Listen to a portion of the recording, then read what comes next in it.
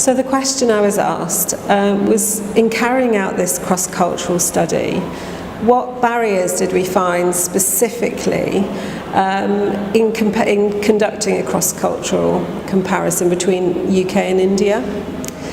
So this is the first longitudinal study of child mental health starting in pregnancy to be done.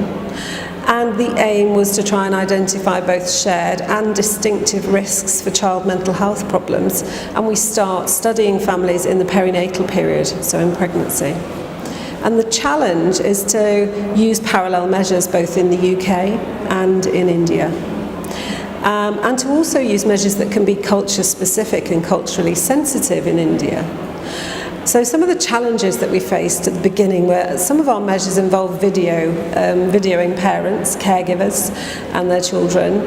And so first of all, I learned that actually it's not culturally acceptable in some families to film babies when they're very tiny in early years.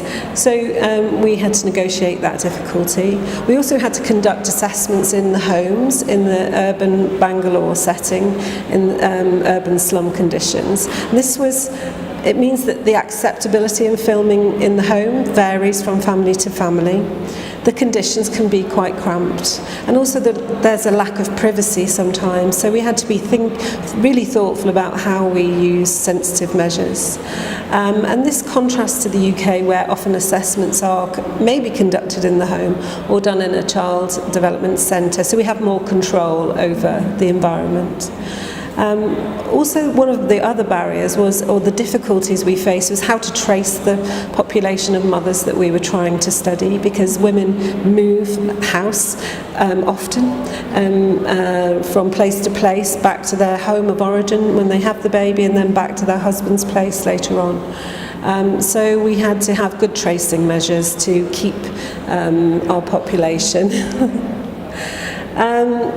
And we've done some work on the validity of measures. We're about to publish work on the use of caregiving scales in the two settings.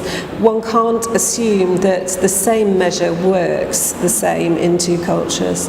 And so we're hoping to progress what's known and the methodologies that are used to ensure that we don't assume that a measure means the same thing when it's administered in two different cultures. So the second question that I was asked was, how do we quantify the role of alternative caregivers? And this is important because the UK and India contrast naturally leads to a contrast of caregiving patterns. In the UK, the primary caregiver is usually the mother. In the Indian setting, actually multiple caregivers are involved in raising children. And so what we had to do is adapt our protocol and extend our protocol. So when we film the quality of caregiving that's going on, that the infant experiences, we want to include multiple caregivers in India.